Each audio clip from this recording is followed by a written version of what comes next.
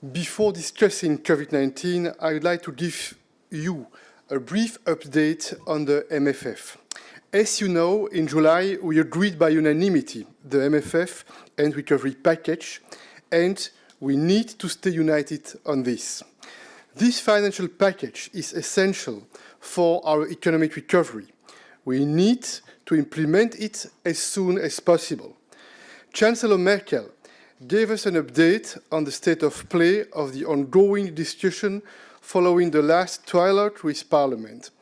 On the mechanism on conditionality, the vast majority of member states agree with a compromise on the table, and some member states have indicated that they are not able to support the majority. We will continue the discussions to find an acceptable solution to all. On terrorism, we expressed our solidarity towards France and Austria. We will never shy away from defending our values and promoting our freedoms, and we will continue to fight the ideology of hatred, including online. It's crucial for us to look at the role of online platforms and set a stricter framework. We will look at this issue together in December and look forward to the Commission's proposal on this, the Digital Services Act, which we expect in December. COVID-19 in Europe remains serious and concerning, and we are monitoring the situation closely. That's why today we continued our discussions to assess the current situation and coordinate our efforts.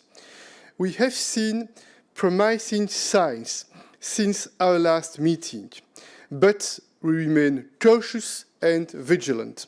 We cannot let down our guard. We discussed again three important issues: testing, vaccines, and the lifting of restrictive measures and coordination.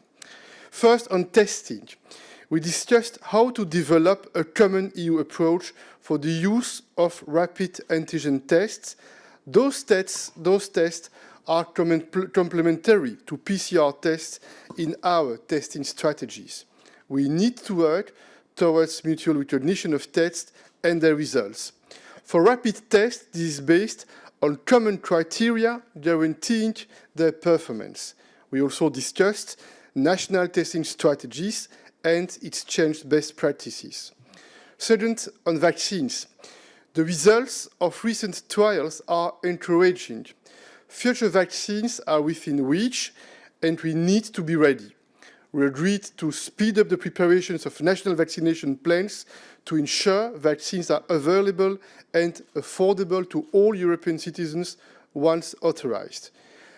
We welcome that Member States and the Commission have already finalized several purchases agreements. There will be, we know that, logistical challenges like storage, transport, and the number of doses. And another challenge will be communication.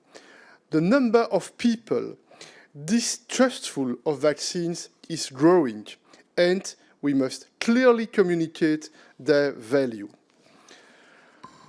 Finally, we had a discussion on the lifting of restrictions. We need to learn past lessons and be cautious when we lift restrictions. It should be gradual and regressive.